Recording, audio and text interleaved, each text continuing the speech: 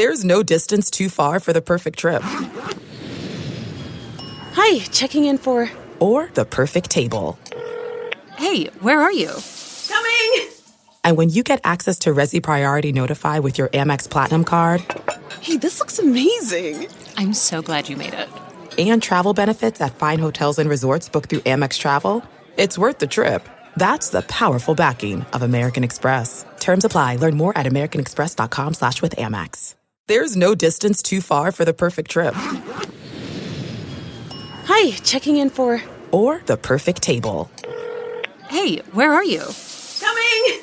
And when you get access to Resi Priority Notify with your Amex Platinum card... Hey, this looks amazing. I'm so glad you made it. And travel benefits at fine hotels and resorts booked through Amex Travel, it's worth the trip. That's the powerful backing of American Express. Terms apply. Learn more at americanexpress.com/withAmex.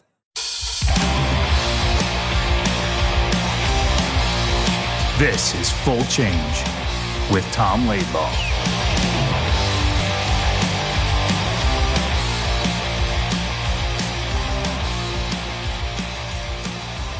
Morning, Tom. This is going to be a big one today, but let's just talk real quick about the what's going on in the finals. Yeah. Stanley Cup Finals, because Edmonton, who was dead to rights, is now storming back, and it's 3-2 Florida. And McDavid scored 8 points in the last two games, 4-4.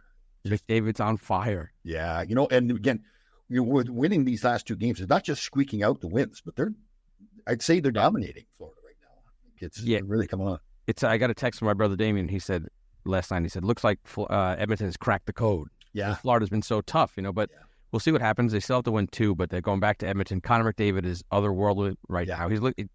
He's chasing Gretzky's playoff points record for a playoff round. And they're getting what they need to from a guy like Brown, for instance, that didn't score a whole lot during the race. You look at every NHL team that's won a cup, they've always got those guys like Dominic Smith, Pelly, Washington. Yeah. Some guy will jump up like that you don't expect, and you need to have that. So they got that's the scary thing.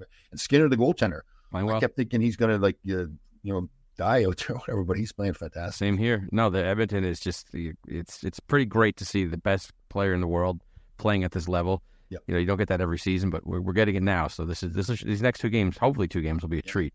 And on Ranger news, as of the time of this recording, Barclay Goodrow has been put on waivers, which is a little bit of a shock. Yes.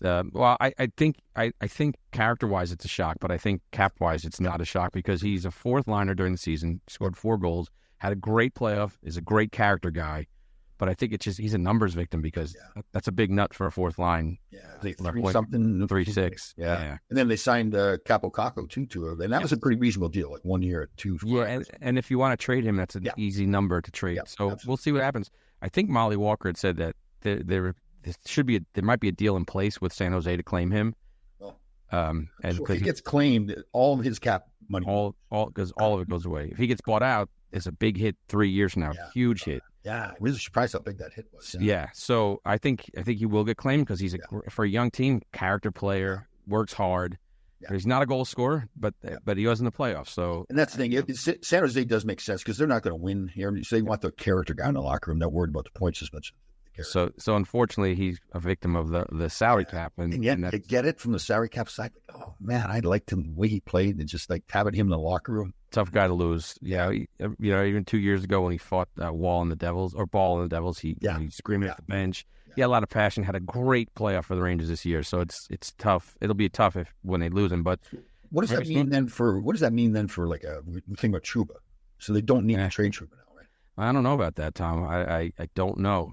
We'll see what happens, how this plays out. I'm sure Drury's got a plan. I did hear some rumblings about Patrick Kane having a reunion with the Rangers now, fully healthy Patrick Kane, who is an unrestricted free agent.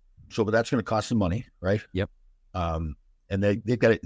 I think they got was it $15 million left on the cap now? Not quite sure. I'll have to check cap friendly. And they've got to get a lot of guys still signed, like Snyder. They do. Lindgren and all those guys. They sure do, and of course Sturgeon. But they do, and we'll see. They need a right winger to play with Crichton Zibanejad. They have to fill that hole. And I like personally, I think Othman should get a crack at it, but I think they might be going bigger this year. So who knows? We'll see. And again, what's happening with Hedl, right? I mean, if he can get back to what he was before, then he could be that right winger for those guys. It's a big if because he did not look like that in the playoffs. I know he tried in full props. He went out there and he's been hurt, but. Yeah, we'll see. Who knows? Head injuries, you just don't know. I mean, we've had guys on this show whose careers just died because of a head injury. So and it's human nature too. Will he be able to play the same? Because he was getting to be that power forward that was driving to the net. Now, if in the back of his head he's thinking, "I'm going to get hurt if I do this again," then it really changes his game a lot too. So yes, so but you know what? He got back up and he played, and that's a great lesson. I was coaching my son's team this weekend, and he got cross-checked from behind into the boards. Now they don't. Yeah, he's 9, first-year squirt. But it was great. I just wanted to give a little shout out because he got crunched. He was upset. He was crying. I'm like, "You're okay. You get back in there." I said, "That was a lesson you learned." He got back. He missed one shift, but he got back in the game and he wasn't intimidated. I said, "That's great." But he had one of his. That's the thing that scares me with the kids' game. I mean, because they can't hit, so they don't really know how to take a hit or hit. Well, he got hit in the back going into the boards, which you shouldn't do ever in any level. Got hit the numbers. The other coaches were good. They talked to their kid, but I got Thomas off, and one of his teammates. Brody Angus, shout out to Brody Angus, the Angus family, big Ranger fans. But he says to Thomas, if that kid hits you again, you will never see him again. Oh, he did. That's cool. Yeah, that's good team play right there. As a coach, I'm like, "Oh, bro, we'll let you." But I was like, "Hey, coach, you can't do that." But as a dad, and also, I'm like, "Yes, good job." Yeah, you want it, but you can't say. So, that's funny. So Brody Angus, good team player right there. But so today, speaking of team players and teammates, we're gonna have one of your best. This is a teammate show. This is one everybody's won for a long time. We're going to have the great Ron Greschner on, and you guys will probably take us down some rabbit holes of memory and hear some cool stories. Well, the only problem is going to be is shutting the show down because we can go for like hours probably, because him and I get going and stuff. You guys, this probably be a long one. Who knows? We'll see what happens. But today we have on number 4, Ron Greschner. I hope we get into some of these stories too. We're probably going to have to do 2 or 3 of them. But I tell you, I've got a big grin on my face because I'm thinking back of all the times we roomed together. Yep. Some of the fun stories, some of the great teams we had together. They had the 79 team, we had the 81 team, the 86 team. So it's a lot of great memories. This is going to be a good one. So buckle up, everyone. Here we go.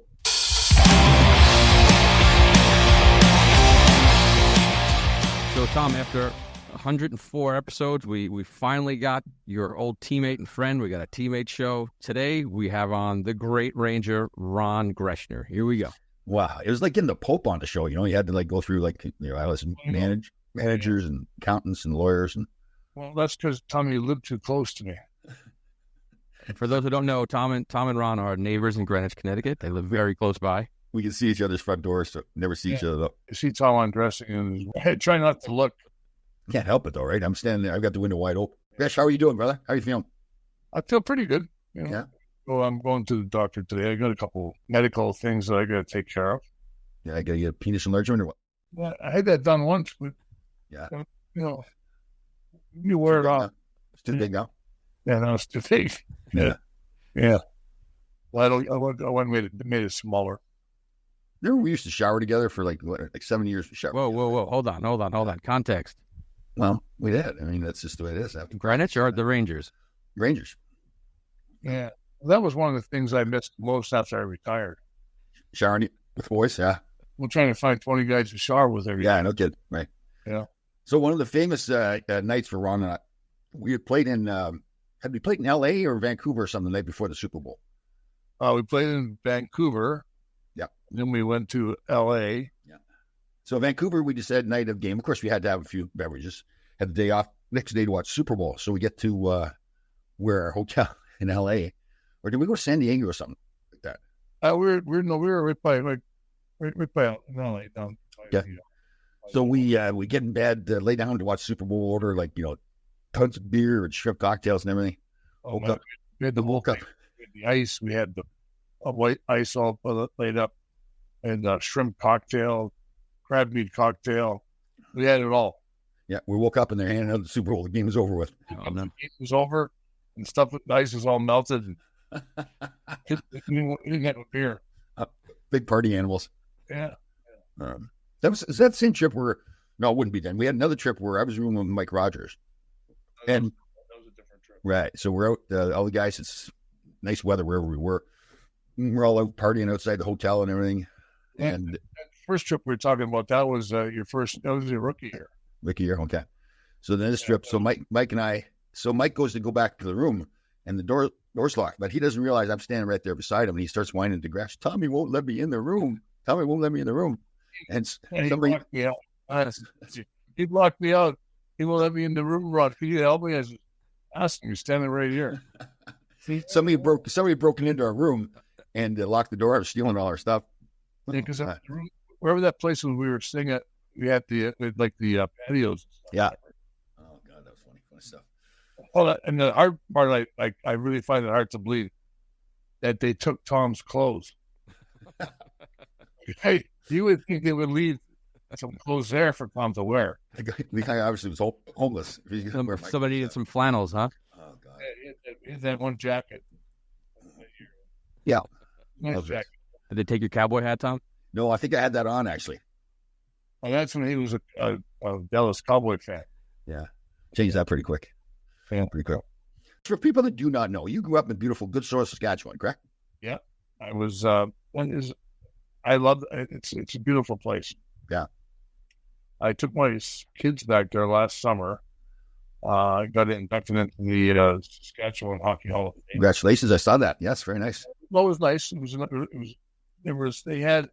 They had it in Meadow Lake, Saskatchewan, and Wayne Redden was one of the guys that got inducted. Jeff Friesen, and so they had Meadow Lake, and we were there, and they had about 550 people at the dinner, right? And probably 250 were my relatives. I had great support, and it was amazing because some of my cousins I hadn't seen in years, right? Like a long time. So the guy that's the undertaker or the funeral guy, he's good friends of my dad and stuff. So this is the jersey they gave us, right? And so we signed one. What is there any significance to the 2023? Of the year, Tom. No. Yes. Not a boy, Tom. Not a boy, Tom. So Ron just held up a Saskatchewan Hockey Hall of Fame jersey that was given to him at the event. Yeah, 23. So they had like some jerseys there. To you could go up and you bid on it, right? You bid up. So they had like I think they had a Messier one there, which was like $800, and they had Laidlaw one there, one for $900. They still have that one there. Yeah, and no one still bidding on it, and they try to pay people to take it. Yeah, so my nephews were there. So my nephews they wanted to buy it for their mom, my sister, and the funeral guy. I'm good friends with his family and stuff. So he ends up bidding on it. So my nephews went to 10,000. Well, just so you know, everybody. So Ron's nephews have done very well in life, so they have no problem. Well, so they tell the guy, if you bid 10,050, you can have it. Oh. And they bought it. The guy bought it for 10,050. Oh, wow. Yeah. 10,050 bucks. I would have sold this one for 10,000. Guys, here's another one. 9,000. I'll give this one. And where's that go, Gresh, to? Is there some hockey association that money goes to? Or? Yeah, there was for the Meadow Lake. It was the thing was done in Meadow Lake, Saskatchewan. Yep. It's about 50 miles from where I grew up. And when I was a kid, there was a team called the Meadow Lake Stampeders, like a senior team. Mm-hmm. But that was my goal in life, to play for them. Oh, never got to play for them though. Right. Ended up leaving home when I was 15 and going to Chilliwack, British Columbia. Wow. And long, there's always there's little things in your path that cross. Like my first 30 games in Chilliwack, I think I played 6 games. Like that, 7 games. Coach didn't like me. So I didn't play. So at Christmas time, came home for Christmas for 4 days. Said to my mom, I want to stay home. My mother goes, I'll talk to your dad. Our house back then was like 1,000 square feet, 3 bedrooms and stuff like that. And I hear my dad go, let's get him in the fucking car. Oh. To drive me back to the airport. I don't know if you can swear on here or not. Yeah, sure. Yeah, anyway, so I get him in the car. I get in the car, drive back to Edmonton. It's about a 4-hour drive from the airport. And never talks to me the whole way. Get out of the car, get on the plane by myself. I just turned 16. And got back out there. The coach got fired. Oh. New coach came in. And new coach came in and he goes, first day we're skating around. I see him looking at me and I'm trying to hide, right? Because I hadn't been playing. I'm going I see him skating over towards him. I'm going, oh, geez. We had a game the next day. And I'm skating. I'm going, oh, here comes the guy going, okay, you're not going to dress tomorrow, right? Comes over to me. He goes, because I was a left winger. I played left wing. Didn't ask you that, yeah. Yeah, so he comes over to me, he says, "You ever play defense?" I goes, "Ron, how you doing?" I said, "Oh, I'm good." He goes, "You ever play defense?" I go, "No." "Well, you are tomorrow night." So you had never played defense at all before? You were just a forward? No. Wow. I was 16 years old and like 4 or 5 days old. Right. And I was like, that was it. I felt it.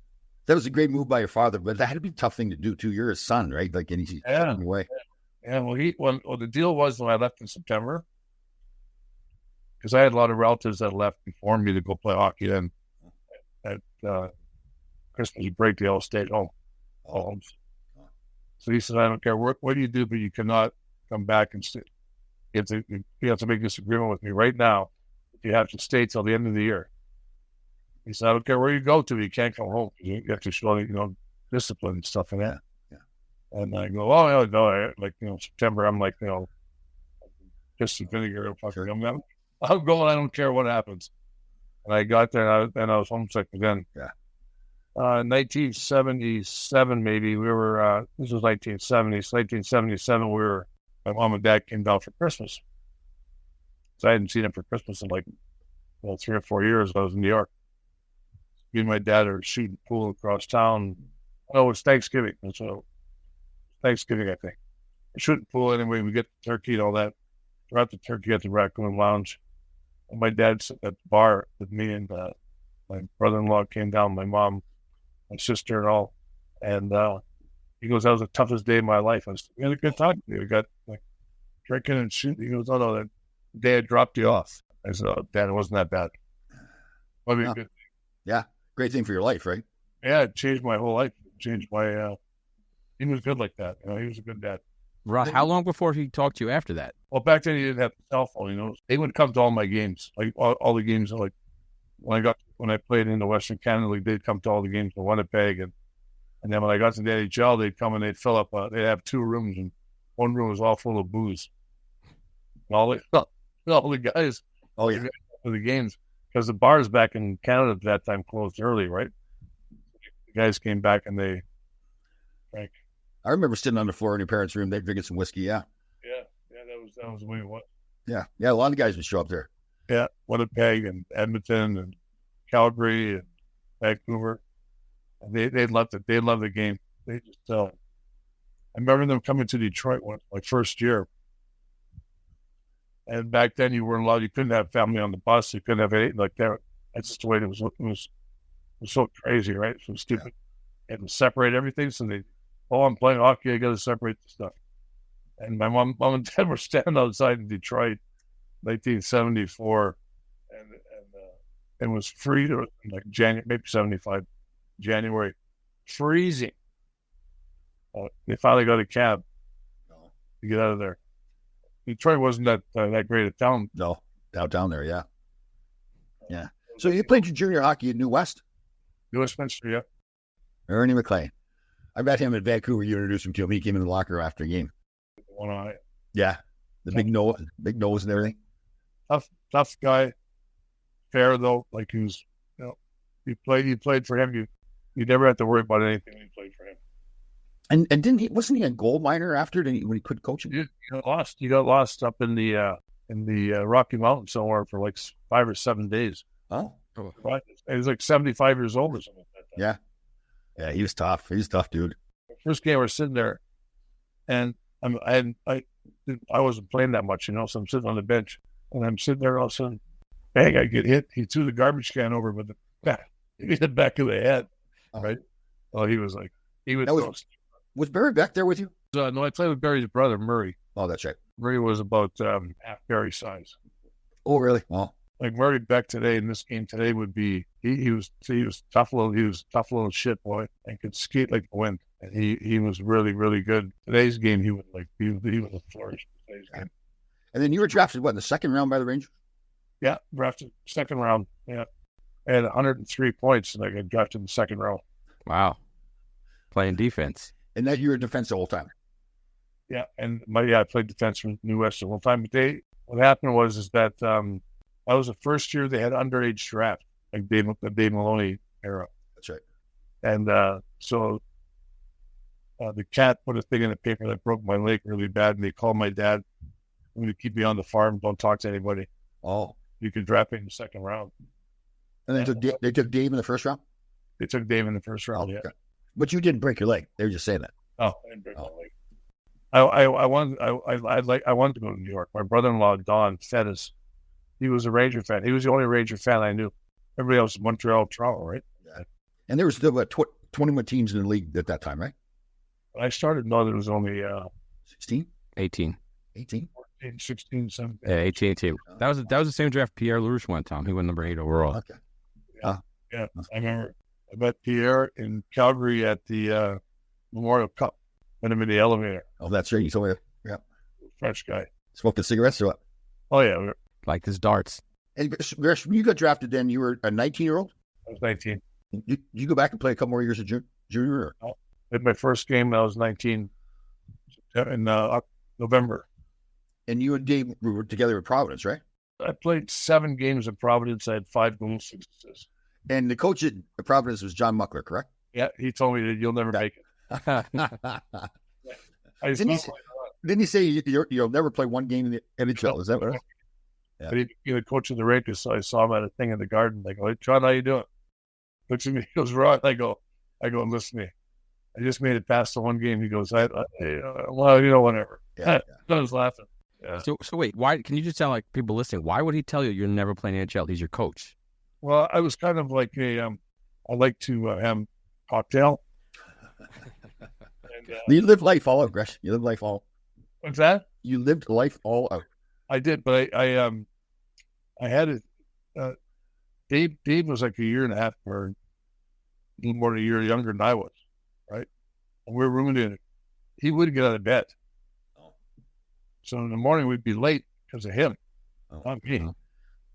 I was a farm boy. We got up in the morning, you know. To this day, Dave still protects you all the time. You ever notice that? Like if we were all together and I start joking around with you, picking on you or something, Dave will jump in right away and just automatically defend you. I always I love Dave. It's kind of like one of those. I remember our training camp that year was in Kitchener, Ontario, and went to Dave's house, and I remember at his house at the end of a dead end street and all this stuff, and we just became friends. And like, it was one of those guys like you meet that you start out with something. Yeah. It was like him, and then it was Ricky Middleton was the other guy. Silky. Yeah, well, Silky. Yeah. Was that the nickname he got in the strip joint? Was it Silky? Yeah, well, they wanted to call him like Nifty and stuff like that. Yes. He was still good friends today. Yeah. Oh, Ron, he actually told us that story. How I think it was you and I don't know who else. I'm not sure who else was there with him, but he got that nickname after a trans stripper in a strip club in the city. He didn't realize it's trans. I don't know if I'm not sure if Nifty or Silky, whatever you want to call him, kissed her or not. No. It was funny too because he started to tell the story and then he backed away. Said, "I can't tell a story." And then we jumped out and said, "You got to tell a story." I don't want to tell stories. He's not here to defend himself. So he told us. He told us. Yeah, he did kiss her. Him. Oh, that's funny. I don't think he told us that part. Oh, that he left out. He was a beauty boy.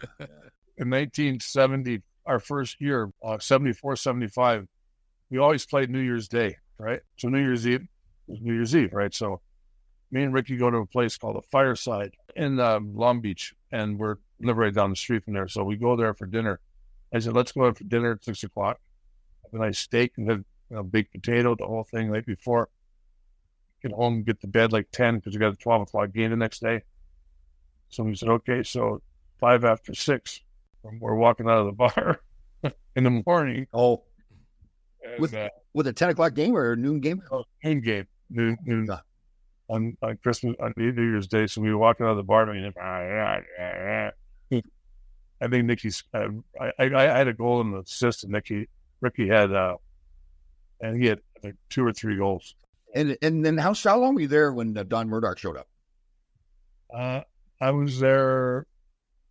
Murdoch came in 70. Murdoch came in 76. Oh, okay. He was unreal. I mean, to this day, if he I never did drugs in my life because my dad told me when I left home, if I do drugs, I'll kill my mother. So I didn't. Yeah, that was, and my mother lived till almost 99. Donnie Murdoch, he was Mike Bossy only with a personality. Donnie, he could make a crowd laugh. He could make that. He was funny. Yeah. He had everything. He had everything. Yeah. Good looking guy. Good athlete. Yeah. Yeah. So, Chris, then, you in '79, you guys go to the finals and lose to Montreal. What do you remember? That you told me over and over that was just a great bunch of guys. It was kind of like the '81 team. We all stuck together. Yeah. And, we beat the Islanders out. We trade 8 guys the next year. Yeah. And the Islanders trade 2. And then they went 4 games in a row. Yeah. That was kind of the story, right, for you. We went through this one time. You had 16 years with the Rangers, and I had 7. And we went through all the different coaches and GMs and players. And that's the one thing, I think we both agreed. Europe was fantastic. We both loved playing there. The city was great and everything, but I just wish we could have kept some teams together, right? That was kind of. Well, I think under 19, we added a few guys in the next couple of years. Like you guys all came along, it would have been good. Yeah. Because you remember, we went to the finals. I was 24, I think, and I was the second oldest defenseman on the team. Yeah. Wow. Well, Vad was the oldest, right? Vad was like 32 or whatever. Right. Then Dave and Dave Parrish, Mike McEwen, and well, Dave was there too, right? Yeah, Dave was next in line. Like Dave became captain that year. So was Phil Esposito on the team when Dave became captain? Phil was the one that recommended Dave. Okay. Phil came in and made him captain. Right. And that was a tough thing too, because Phil comes in to be captain. Yeah. Rod Gilbert is there, and they kind of bypassed Rod to give it to Phil. But that was John Ferguson. But John Ferguson disliked Rod. Yeah, that was something. You told me that before. That was hard to believe. Yeah, he hated him. I got along with Rod really well. I went hunting after I retired in '90. I went hunting with Rod every year for like 15, 16 years. Yeah. We had a bad time. Yeah, no kidding. He's got a terrible personality. Yeah. He's Rod's no fun. He was like, he'd be sitting at a guy's house whenever we were staying at. He's sitting there telling the story what I run into this story. Yeah. Pick up 20 minutes later, keep right on going. Still talking. Yeah. I love that man. Listen to me. When it comes to hiring, don't go searching for the one. Just meet your match with Indeed. If you need to hire, you need Indeed. Indeed is your matching and hiring platform with over 350 million global monthly visitors, according to Indeed data, and a matching engine that helps you find quality candidates fast. And listeners of this show will get a $75 sponsored job credit to get your jobs more visibility at Indeed.com/match. Just go to Indeed.com/match right now and support our show by saying you heard about Indeed on this podcast. Indeed.com/match. Terms and conditions apply. Need to hire? You need Indeed. For NBA fans, June is a huge month. The draft is on the horizon, the final postseason games are underway, and a new league champion will be crowned.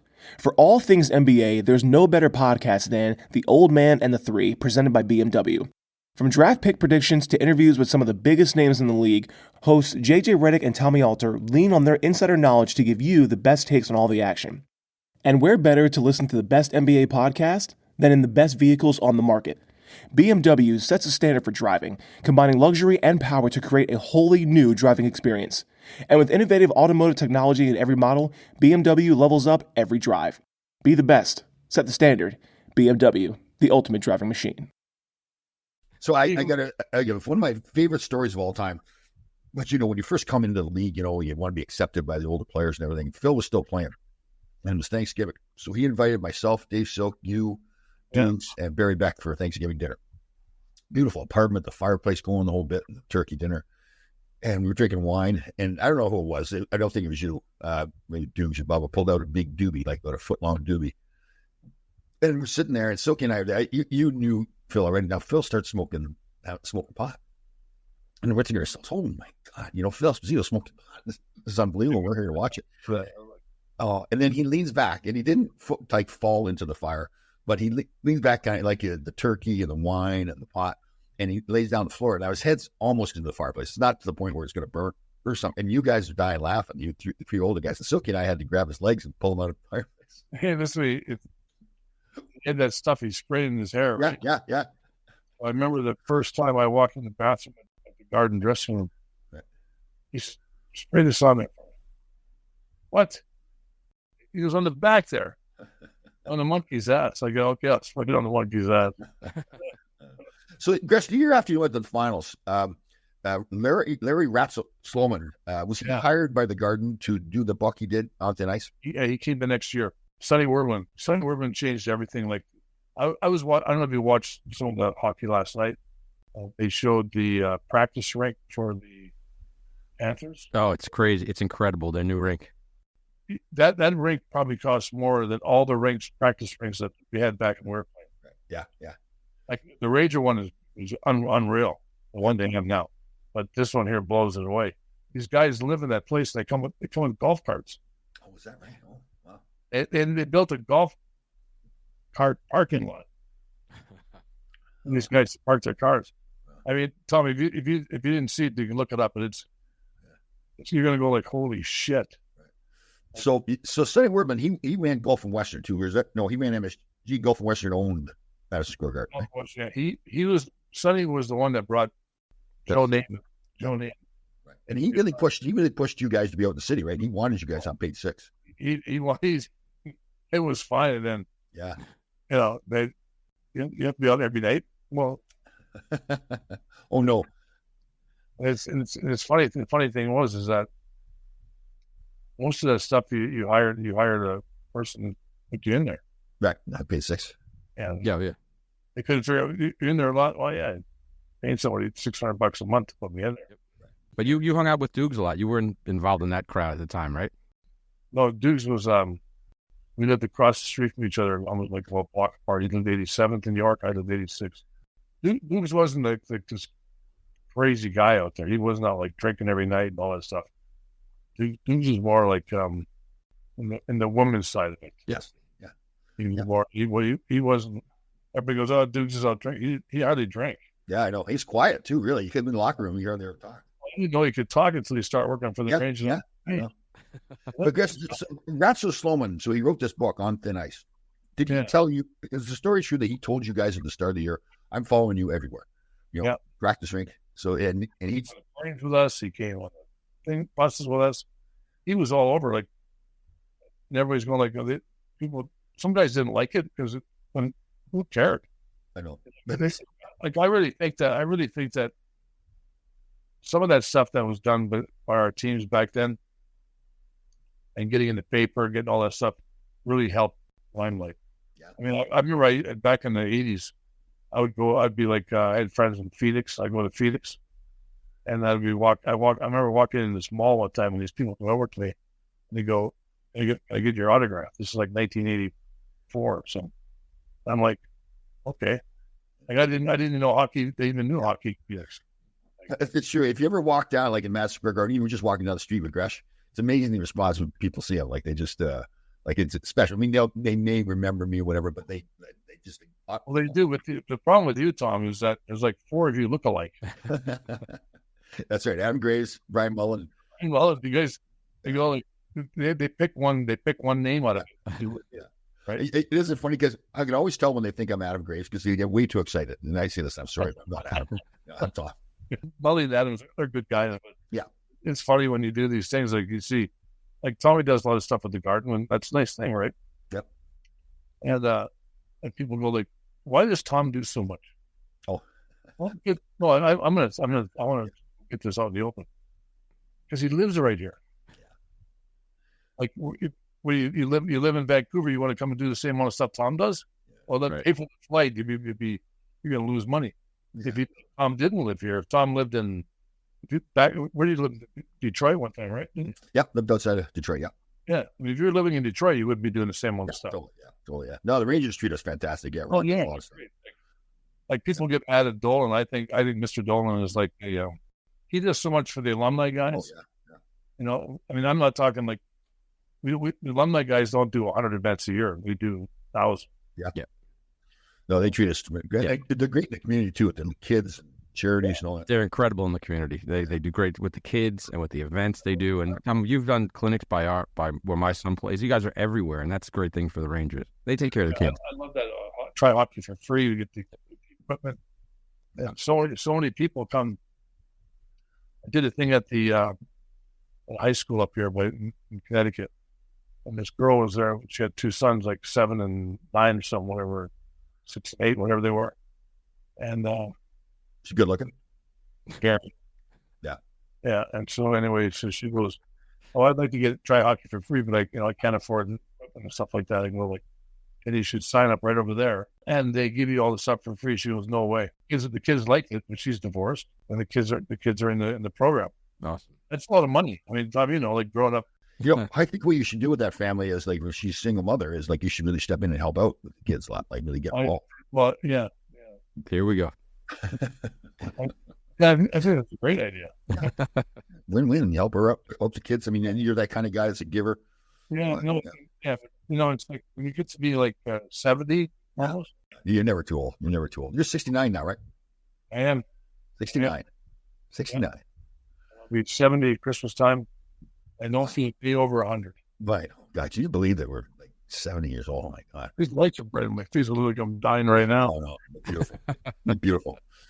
All right, so he writes the book. Just real quick on the book. One of these funny lines I saw, I'm sure there's many others. Steve Vickers supposedly said about Ray Martin. Ray Martin was a guy that bounced between minors and the NHL, and good guy, but he's kind of like that, goofy farm boy kind of thing. And Steve Vickers says he's strong enough to lift the tractor, but he's not smart enough to start it. It was like, oh my God.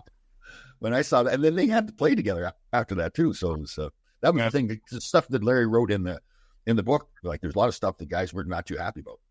Yeah, well, I mean, he some of the guys didn't get along here and there. It's hard to when you have 20 guys or 24 guys around. Some guys are left out not to play all the time, and then it's like a huge family. You're never getting along with everybody. So the next year, then you guys, so you go to the finals of '79, you make the changes. Barry Beck comes in. You lost in the first round the next year, right? Second round. We beat Atlanta, and we lost to Philly, I think it was. And then the next year, your roommate comes in. Tom Laidlaw, Chris Katsopoulos, Mike Allison. Wait, you guys roomed together? Yeah. Oh, let's hear that. I'm sorry. Sorry, Ron. Well, I roomed by myself a lot. Oh, God. I used to room by myself on the road because Tom never came home. Uh-oh. So so Warren and Rescue's, it was the place that we'd hang out, Upper East Side, like 3rd Avenue and 86. Is that where it was, Bish? 3rd Avenue and 83rd Street, yeah. Right, yeah. Nice place to go in there after the game. Everybody meet there, get something to eat. Then people would go other places. So I'm in there early in my career, first year, and I'm talking to these 3 lovely young ladies, and I'm thinking I'm Mr. Big Shot, right? I'm in the National Hockey League. I'm talking to 3 girls. But Warren and Rescue's Ron walks in, so I'm thinking I'm going to really impress Ron. I'm going to introduce him to my girls here. And I said, Ron, here's Beth, Cindy, Paula, whatever their names were. Ron looks at me with this look. He goes, "Do you think it's my first time in this bar?" He knew the girls very well already. Was it Dougie Solomon that got sick in the... Yeah. It was a New Year's Eve party. Wasn't it? He got sick? Oh, my God, it smelled. Like, there's nothing worse than, like, alcohol puke. Oh, my God, it smells so bad. I walk in, oh, jeez. Had a little garden in the back there. I went to stand back there with the bathroom. So I've told the story before. Remember the party we had for you when you were getting married? I know I've told the story. No, I don't think you've heard this one on the show. Seriously? Yeah, go ahead. Bobby Bender, right? Bobby Bender, yeah, there you go. So the pub was this, Herb Brooks was coaching. He hated this place because we'd hang out there all the time. And it's just a little dive bar. It was fun. And really nothing else to do there but eat potato chips and drink beer. And so we're going to have a party for Gresh. Healthy. Yeah, healthy potato chips, that's right. So now the coaches were not allowed at this bar at all. So we said, the coaches, you can come in and stay for 15 minutes, and then you got to go. And Bob, wait, and Brooks was like, "Oh, I'm fine with that." Yeah. Oh yeah. Wow. We did. This is our place, our getaway. And so Bob Bender just loved Herb. And Bob's this postal worker living at home, overweight, sits at the bar all day. Great guy. Like, he's just a loyal little guy. So he wants to meet Herb. So we say, okay, you can meet Herb, and then everybody else is going to leave. The place, you shut it down for our part. And then, so Bob Bender was all nervous, sitting there drinking beer. eating food all day long. And he goes over to say hello to Herb. Now, we're watching this whole scene. I think Gresh and I were actually sitting there. He goes, can I meet Herb? And we said, yeah. At the bar, so we walked around to the front of the bar. And Herb was always dressed. That's right. His pants were cut right. His line in his pants was perfect. And Herb puts his hand, Bob puts his hand out to shake Herb's hand. And the funny thing was, Gresh and I are sitting there watching this, and we're saying to each other, "He's going to blow. He's going to blow." But we did. I don't think he. If he just stayed behind the bar, he wouldn't have puked. Right. He was so nervous when he got to Herb. He's such a big hockey fan. The whole 80 Olympics and all that. Puked all over his shoes too. You guys let it happen. You guys let it go. You stood there and watched it happen. Yeah. Herbie was one of a kind. Oh, God. He would have been in today's, like right now, the way the game is played, that's the way he played it in 1980. Right. Yeah, I did. Did you get along with him? Because Tom was very tight with, he was one of Herb's boys, but how'd you do with Herb? No, he only had so many people he could love. Yeah. Like he loved Papa and he loved Tom. Nicky. He didn't really love me too much. Yeah, Gresh, I didn't even realize it. I guess I was so, wrapped up in my own career. Like Mike Allison we had on too. And it was really, I'd say this publicly, Tom and I both would, because Mike has said it publicly, but he told us that he contemplated suicide because of the way Herbie treated him. Yeah, I know. Yeah. Well, it was pretty crazy, yeah. Mike Rogers said the same thing. Mike Rogers said he hated Brooks and Brooks hated him too. Yeah. Which is kind of shocking. It was amazing because they get, like, there's the guys he liked, and the guys that he liked, he just loved. They traded for him. Yeah. And they traded for Mike Rogers. Yeah. And Bucky, he was a great offensive player. He was a good player. And I guess Herb thought he wasn't a very good defensive player. I didn't think he was a bad defensive player. That wasn't his strength, but he wasn't a bad player. He played on a line in junior with Jerry Allen and Danny Gare. Oh, that's right. And none of them were tall. Couldn't catch the little bastards. So. Yeah, we had Danny Gare on. He was great on the show. They talked about how he used his helmet as a strategy. Like he had that big round helmet. And just put his head down and fight. He was a good fighter. Yeah. Oh, he fought a guy named Reggie Duncombe. Reggie Duncombe looked like Ty Domi. Oh, right. They got in a fight. This is back in junior last year, I think. They got in a fight in the penalty box. They had no glass, nothing up, right? You just said. So they're one of the timekeepers in here. They're each on the side, right? They keep yip. They get on top of there. They get into where the timekeeper is.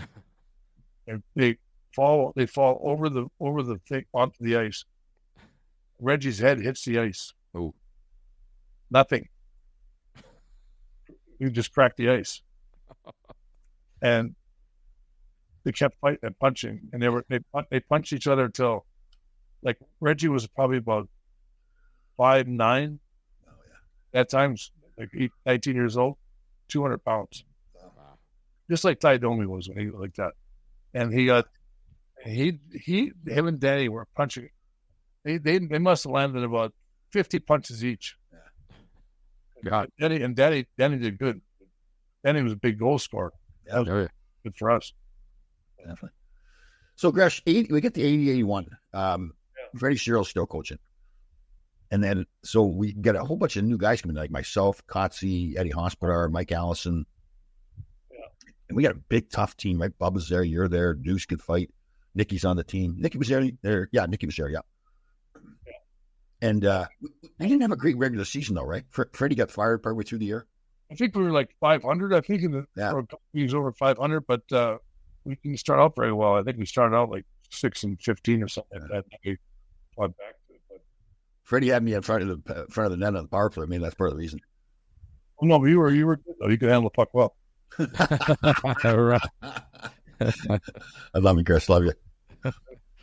That's funny. So the 80-81 team, man, I was talking about this before. I was watching some of the old videos. That team was, by the time we got to the playoffs, man, we were good. Steve Baker was in net. Teams playing well. We were a pretty close team in that year. Yeah. I remember those games we played. LA. We played LA in the first game.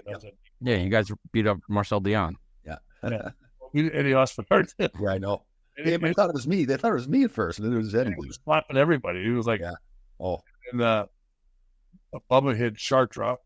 Oh, yeah, the left. Woo. And I'm like, holy shit, this is fun like this. Oh, yeah. Yeah. Usually it was us getting that shit. Yeah, I know. Good. It was a lot of fun beating everybody else up, yeah. Ron, you could throw a little bit too, right? Oh, yes, again. Right? Greschner got more in later in his career. Once he got married, he started getting that. After I got married, I got frustrated. Greschner, no, he really could. Greschner's a good fighter, especially later in his career. One fight I remember, Lindy Ruff, he speared Mike Rogers. Oh, yeah, I saw a video of that. You smoked it pretty good. Yeah. Speared Mike Rogers? Yeah, I know. Yeah.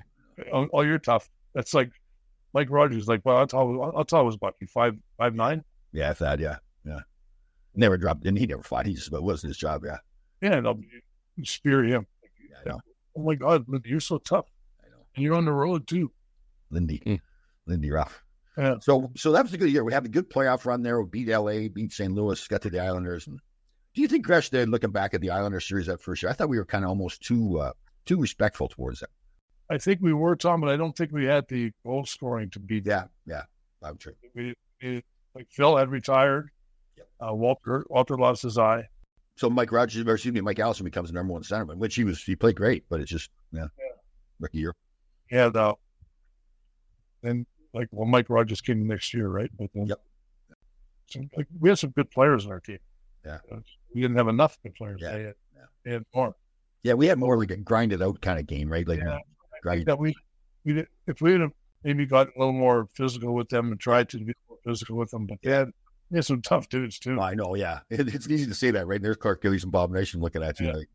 God rest Clarky's soul, it was fun playing against him because in 14 years I played against him, he never hit me once. Oh, really? Scared. He was scared. Absolutely. Yeah. So then Herb comes in the second year, or my second year, the following year after that. So we go from having a big, tough physical team, and all of a sudden, Hospitaler is gone, Katsopoulos is gone.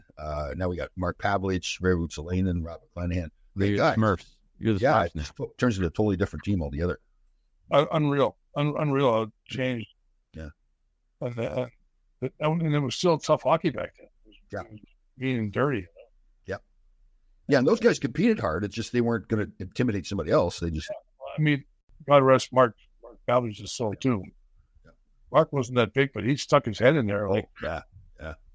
If there's any trauma to his head, that's where it came from. He didn't care. Oh, I know. We had a practice, and I don't know what I was thinking. I hit Anders Hedberg in the boards, and I hit him way too hard. I don't know what I was thinking. I didn't think I was mad or something. And Path came after me because he was the line mates with Mark, and he threatened me in practice, and I was like, "Whoa!"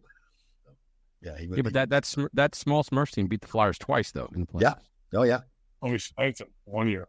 Yeah. And didn't we I think we actually said that in the locker room. Said, guys, we're not going to outfight these guys. It's pointless to even do the pushing and shoving. They would take some penalties. But you were playing a lot when that first couple of years when Herb came in, right? Yeah. First year he came, I played 30 games. Second year I only played 10. Oh, you were hurt. That's right. Yeah, I went back, and then the next year I played 70. So once you were healthy and coming back, he was playing you all the time, though. Yeah.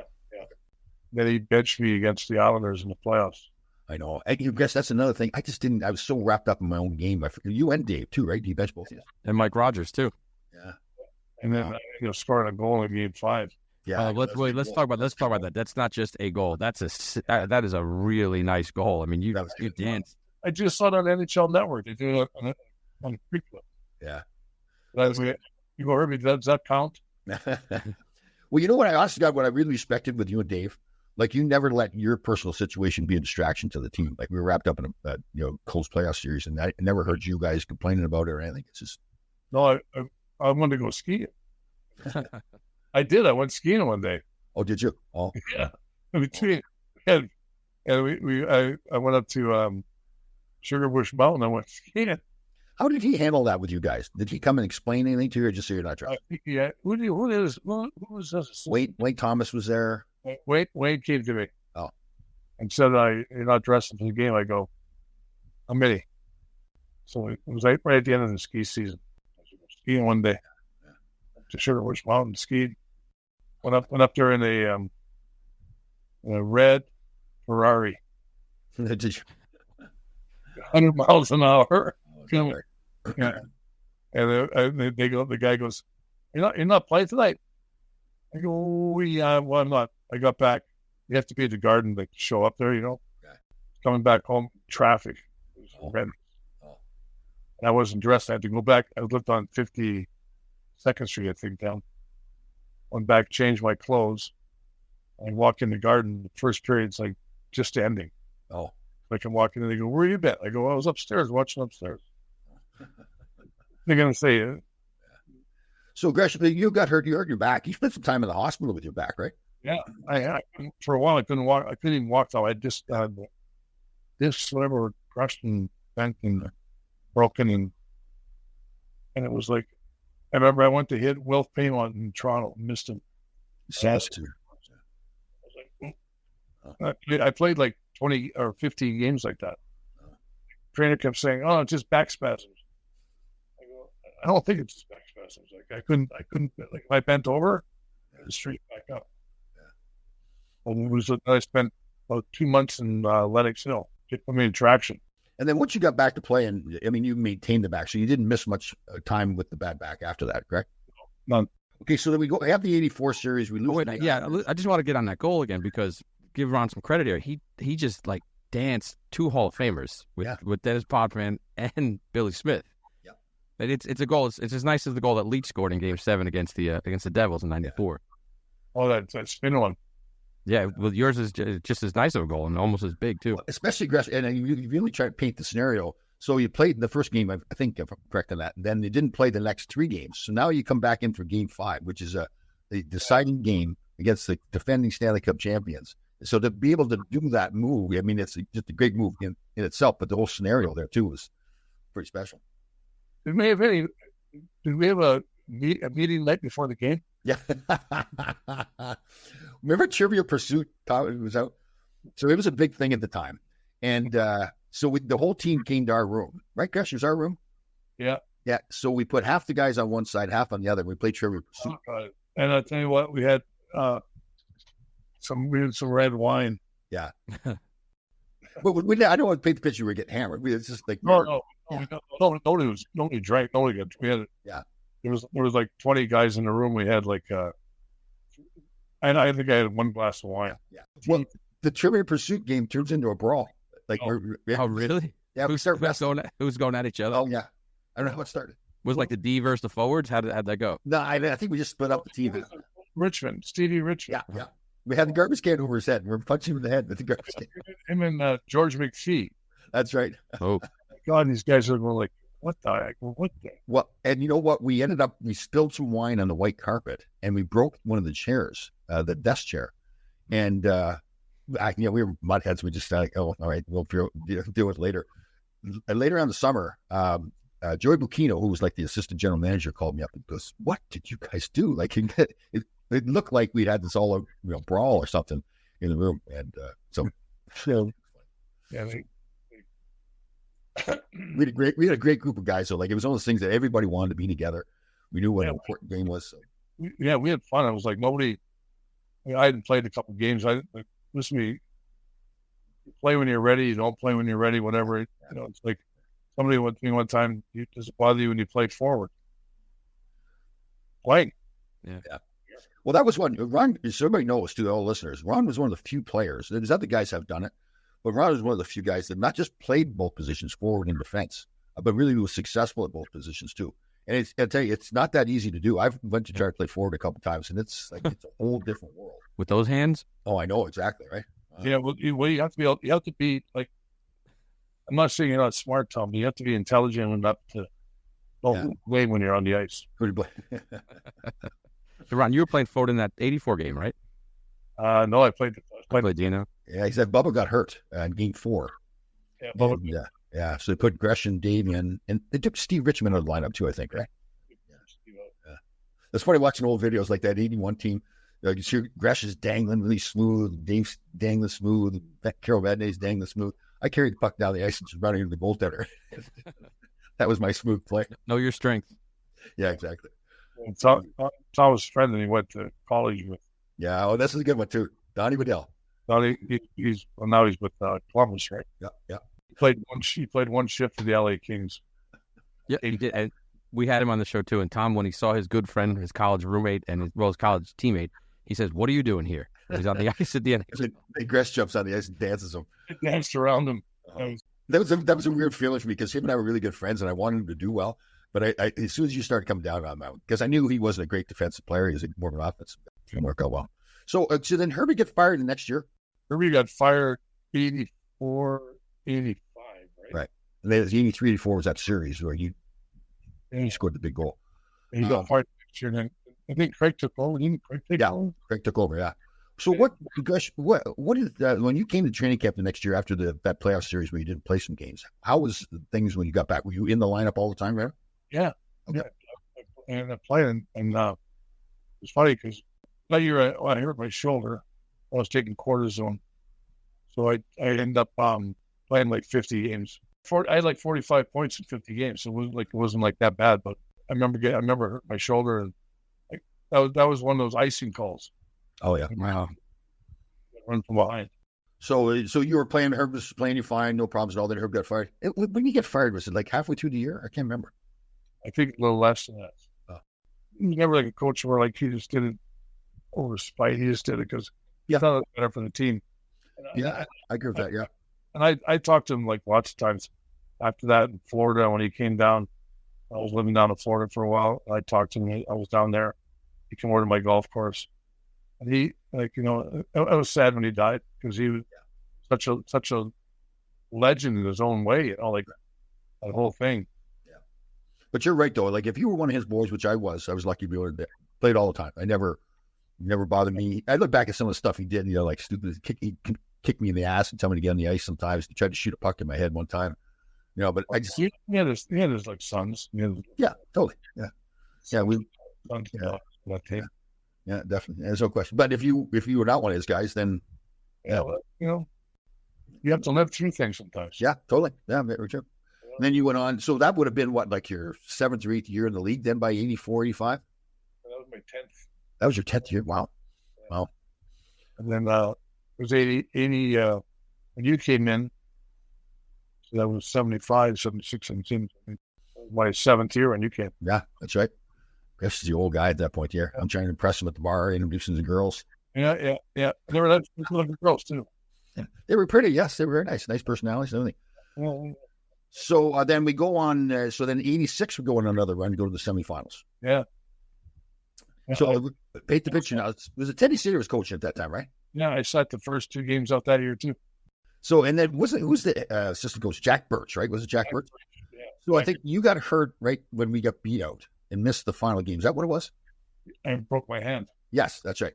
So we got beat out, and we're on the bus on the way back, and Jack comes back to the bus. A very emotional scene, and he's like, I think he's had a few beers, but he goes, Ron, I can't remember how he said it exactly. Ron, we would have won the series had you been able to play. Yeah, we won the series. Yeah. We played Philadelphia in the first round, 3 goals in 4 games again. Yeah. That was a good team, too. They had a tough team with Philly. Yeah. Big Brian McClellan didn't fight very much, but he's tough. Wolf Primo was there. That's when McPhee fought Tocchet in that series, right? Yeah. Oh, man, good memory you got there. Yeah. He knows more about the game than... Not so much anymore, though, after knowing you for 2 years, Tom. Well, I don't blame you for that, Tom. We did about 20 shows and some of the stories that were told, and he's looking at me and goes, you guys are fucked up. Oh, we were. Yeah. For sure. But we didn't know at the time, though, right? We thought we were living a normal life. We were. For us, it was normal. Yeah. At the time we were in Detroit, and we went across the river. Oh, boy. River Lake. Yeah, it was the river. Yeah, it was the river. We went over to Windsor, the Canadian Ballet. Yeah, Tom goes to me, he goes, if I leave here with somebody punched me in the head, so we were fighting outside the car, and this girl was... Oh, God. On a scale of 1 to 10, there couldn't have been an uglier girl in that bar. Gresh, tell me, don't do it. Don't do it. Don't worry about Gresh. Don't worry about it. Shoots, he scores. Oh, he goes to me, he goes, I'll be home quick. So, I get back to the hotel room. I didn't have any trouble falling asleep. And how long did you guys room together for on the road? On and off, I think a little bit, but that whole 7 years. There's a couple of times for whatever. I think when you were hurt, I roomed with Don Maloney, but when you were playing, then we were always together. So I wake up. I don't know what time it was. Don't talk. Well, the thing is, if you're going to miss curfew, like miss it all out. Like don't try to sneak in. Like curfew is at noon. You were somewhere else at home. Yeah, like if curfew's at noon, don't come in at 12:10. They come in at 6 in the morning. Miss curfew. Yeah. Oh God. Glenn Hanlon was my roommate 1 year, and actually I think it was Detroit too. And a similar situation happened, and he was pretty strict. As much as he had fun, great team got, but he was pretty strict with curfews and everything. So I got in around 6 or 7 in the morning, and I think he did it on purpose. He got up and went to breakfast, so I could sneak back in the room. Yeah, Hamlin was funny. Yeah, I know. He gets traded to the Rangers, and I was taking care of the fine money. Oh yeah.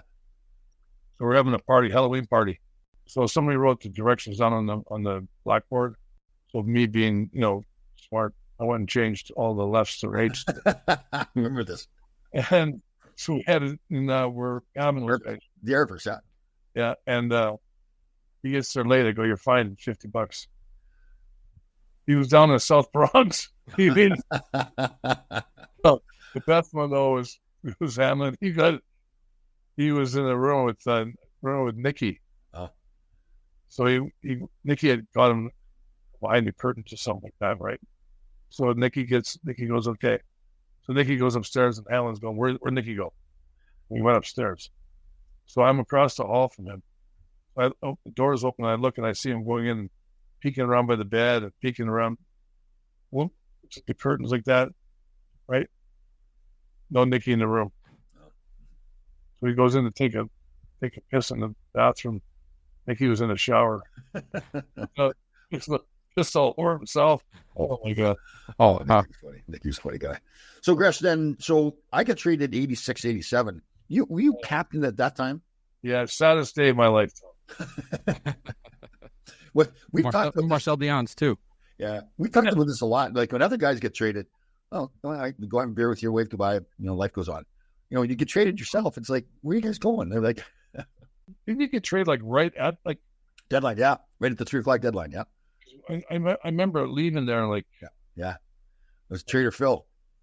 I remember leaving at like 1:30. I actually stayed around right till 3 o'clock because again there was no cell phones or anything. Because I really thought it wouldn't necessarily me, but we're going to be making moves. And you think can't wait to see who we get, guys. I know. Yeah. Oh, sorry. We had Kelly Miller on a podcast, and he got traded. Phil called him up supposedly and said, "Too, we got good news and we got bad news. Good news is we got Bobby Carpenter. Bad news is we had to trade you to." Oh God. That was funny. Go say that. All right, so then you go on. So you play another. So after I get traded, you play another 4 or 5 years? Is that what it was? With the math? Retired in 90. And you were captain the whole time, right? When Bubba left, I left. Dave was gone. You were captain the whole time. No, Bergeron came in, and me and him didn't see eye to eye. Yeah, you told me that, yeah. Huh. So I did a couple of stupid things and put some black shellac on the seats or something like that. I think Bergie sat on it. Not sure. Oh, that's funny. And then he comes in. He goes, "You know, no more captain here." Well, that's right. You told me that's right. Yeah. Where you see? I go, "Have a good time." Right. But then once they fired Bergeron, you were captain again. Didn't you get back then? No, I think they made Kelly. Oh, that's right. Kelly Kishel-Mudley. He was fine. That's right. It didn't really matter if you're wearing an E or not wearing it. Right. Yeah. That I mean, it's not overrated, but it's overrated. Like you need all the guys pulling the rope, not just Yeah, that whole thing's overrated. Unless you're like a Mark Messier, which is a rare thing. Plus, it was different situation. He came in, and then he ends up winning the cup and doing all that stuff. And God bless him. That takes a lot of. Yeah. So Gresh, then, so you play until you retired in '80. Why'd you retire? 90. 90. Right. I'm sorry. I didn't want to. I wanted to play 15 more games, whatever it was, to get 1,000 in. Oh yeah. But and then he retired me. Oh, so it wasn't. They said, "Okay, that's enough. You're done." Well, in January that year, my last year, they promised me another contract for next year, but they reneged. And who was the GM at that time? Was that Phil? Wasn't Neil Smith then, right? Was Neil Smith?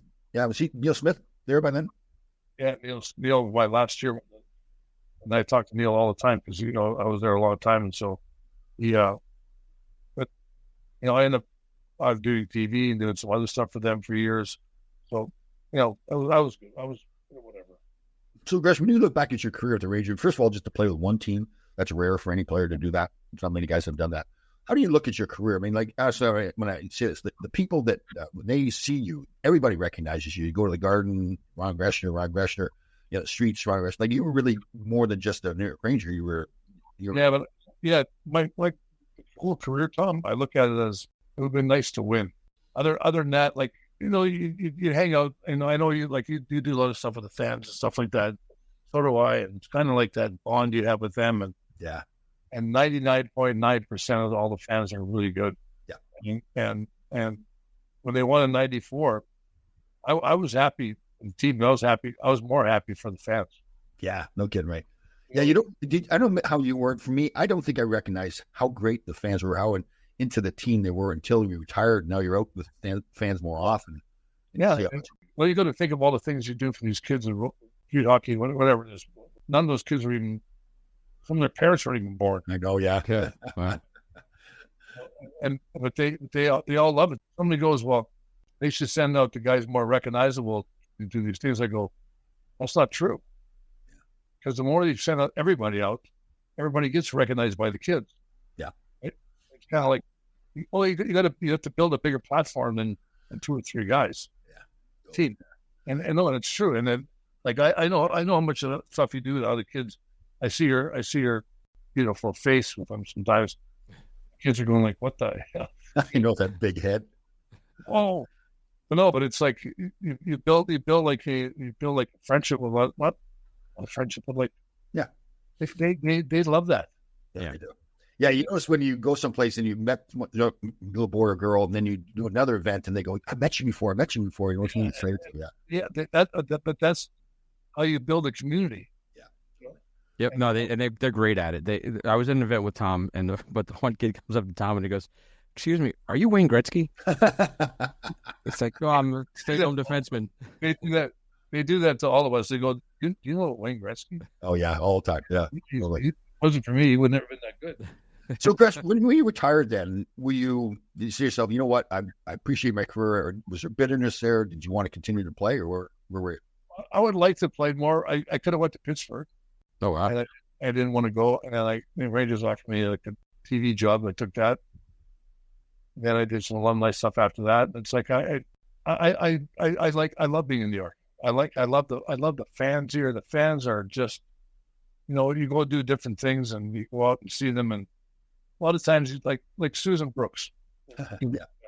Oh, I mean, could you find a better fan than her? I know. Loves the team. She'll defend the team. If I ever say anything remotely negative towards them, she'll write it out. Yeah. I felt bad for that team this year. Yeah. I think they I like Edmonton as a team because I'm a Connor McDavid fan. Yeah. Nice to see him win. Yeah. Not when he's playing this. Yep. After that, I think him, like I want them to beat Florida because Florida kind of reminds me of Philadelphia, kind of like cheap shot artists. Yeah, they are. Yeah. Yeah. Well, at the time of this recording, Florida's just lost 2 games in Edmonton, and McDavid scored 8 points. McDavid's incredible right now. He's chasing Gretzky's playoff points record. Yeah. Can you imagine that? So, Gresh, then when you look back now, what do you do? Any regrets about your career and you did coming up? Well, I wish I'd have probably, scored more goals, had more assists. But other than that, 79, if we could have won, would have been the highlight. But other than that, not winning the cup is, like I said when I did my speech for the Saskatchewan thing. I didn't win the Stanley Cup, and Jeff Friesen, he won the Stanley Cup, I think, with Jersey. Yep. Oh, that's right. Yeah. So anyway, I have 4 Stanley Cups for my kids. Yeah. Oh yeah, totally right. That's when people ask you what's your greatest accomplishment. It's got to be for all 3 of them. It's raising your kids. Yeah. Yeah, but like not winning. Well, when you were a kid, Tom, that's all you want. You Stanley Cup. Yeah, I know. When you're playing out in the street or whatever it is, you're pretending. It wasn't the Olympics. Everything was Game 7 overtime. Yeah, how many times did you represent the country too? Like, didn't you play in like world championships and stuff? 1977. I didn't. I ended up only doing the exhibition part. Then they cut me. Oh, yeah. They kept all these other guys, all these old guys. Tom, how many times did you represent your country? I did actually represent my country before the Olympics started, and we went over Europe and traveled around representing Canada. Was that the 1988 thing? 1980 Olympics. So So the winter before, they had about 40 guys left. 20 guys traveled around North America. 20 of us went over to Europe and traveled around with France and Germany and all. It was a pretty cool trip. Czechoslovakia. Then we had training camp that next summer where I decided to go drink beer the night before and then put the furniture. I was with Dave. Oh, Loney. That's right. Salzburg, Austria. And it was snowing like you wouldn't believe. Yeah. We had just go downstairs or whatever, bar downstairs, and we were all having a few cocktails. And we ended up taking a Mercedes for a joyride. Oh, that's true. You told me this. Yes, yeah. Dave hit a snowbank, and then I know Dave, like, should probably get in his car right now. He was funny. Oh my God. What a temper he had. Oh yeah. He now he admits it. He knows that he's got some anger issues. Yeah. He's like, I wouldn't be saying that it was. Yeah. He used to get so mad. We used to play that keep away, Oh yeah. One stick. So people don't know. Yet in most practices, most NHL teams at least did it back then. A bunch of guys would just stay on the ice, like 10 guys, and there'd be one puck. We're just playing keep away. It's actually a pretty good drill. You got to work out, your stick handling. But when you play with Gresh, it's the most frustrating thing in the world because you can't get the puck away from him. Like there'd be 10 of us trying to get the puck away from Gresh, and he can't do it. So Dave would start snapping it, breaking his stick. Oh God, the game today, like the slashing on the hands and touching like that. Yeah. They touch your hands, you get a penalty. Yeah. Oh, you beat the shit out of each other. Oh yeah, whacking and hacking. Well, we'd have the big gloves too. Look at the gloves now; those tiny little things. Ours were going up halfway up our arms because we're. But it was how could that? Yeah, that's your question. If you played with today's rules, I mean, the stick handling part of it, the guys could get the puck away from it. Yeah, so they didn't know to get the puck because that's how it was when I was a kid growing up. Gresh would score 40, and Tom would have 300 penalty minutes. Yeah, that's right for slashing. Well, we did an event with Kotze one time, and I think we got into the discussion about. Kotze was saying he didn't like the rule about shooting puck over the glass. He says, there's no other league where it's different at one end than the other. And he says, why is that? I said, because guys like you and I, because we didn't have anything else to do, we just shoot over the glass of our own. So that's why. I watched the game now. They make so many passes from the corners to the front of their own net. Yeah. No, we never did that. Yeah. Oh, no, you didn't play anymore of that. Well, Gresh, listen, I think you know that already. You and I are good friends and spent a lot of time together. You've had a fantastic life, just in general, things you've done in your life, raising your kids, your career. Wait, over an hour. What's that? No, it's not over yet. No, you got a little bit. You got a little bit of time left. Well, I'll come up at 12 o'clock. I'll let you know. But seriously, you've had a fantastic. You got your kids, 4 beautiful kids. I know you're very proud of. You got a great relationship with them. Your career, but it wasn't just your career. It was like the whole. Again, like you were a New York guy, like you're a New York Ranger. You've said to me in the past that if you got traded early in your career, you didn't think you'd go. You wanted to stay in New York. So you told me one time I might get traded back in 1980 or 81. I think it was right before you got there. Yeah. Yeah, I said, well, if you can do that, let me know because I'll become a doorman. Well, you should be very, very proud of yourself, my friend. Very proud. I've met a lot of great people along the way. Tom, you're one of them. And because you guys all look like you and Mully and Graves, like it's like a 3-in-1 deal. I know. That's right. You get 3 friends. Yeah. Yeah. No, it was. I love New York. I love living here. I love I still get excited going to the Garden. I know you do. Yeah, I've been with you a few times, and you can tell. Yeah, that's cool. The 28th of May, I was drafted. That was 50 years ago. Wow. And it's. Like the way we did the Garden, the whole thing, and the whole thing is just, it's like magic all the time when you go there. Well, the only complaint we have, though, is in the Delta Club, there used to be a nice couch where Gresh would hold court. No, today. Yeah, they moved the couch. I know. I have to sit by the hot dog stand. Yeah, get you out those hot dogs. I mean, hey, with the best hot dogs in town. They're good, but they're not very good for you, Ron. Oh, but sometimes it's mentally strong. Yeah, that's true. Makes you stronger. Hey, thank you very much, guys, for coming on. I know you had like a meeting with the Pope, with Donald Trump, everybody else, and you had to. Yeah. And thanks to Double Toms. There you go. All right, guys. Thanks Thanks for coming on, brother. Great to see you. You got it. My pleasure.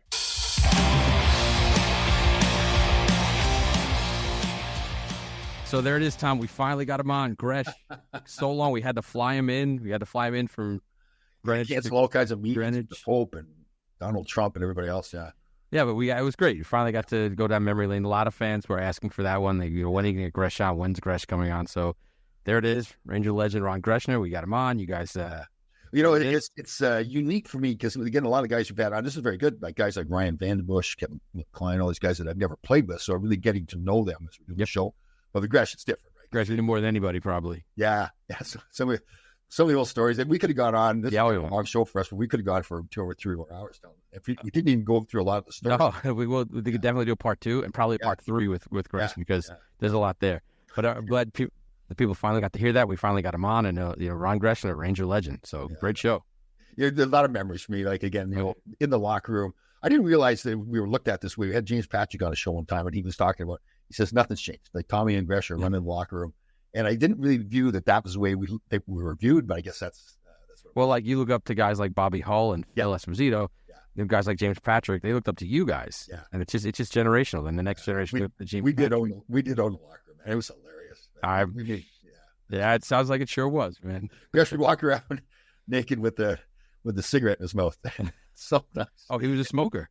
He was a smoker, yeah. He's quit now. Obviously, he had some health issues there, but he's quit. So I think listeners can read between the lines some of the things you guys said in this episode. And they can see what really went on there, So that's a good one. What we were waiting for a long time. Yeah, good, very good. Great to see him on the show. Good to see him. When I said to him on the show too that he's one of those guys that like you see, you played your entire career in one place, and you played it in New York, and the way he's remembered by fans, they see the reaction by fans when they see him. So yeah, they love Gresh. Fantastic career.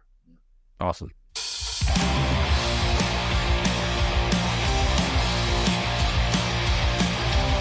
All right, Grasshoppers, thank you for listening. We had a fantastic show. We'll see you next time.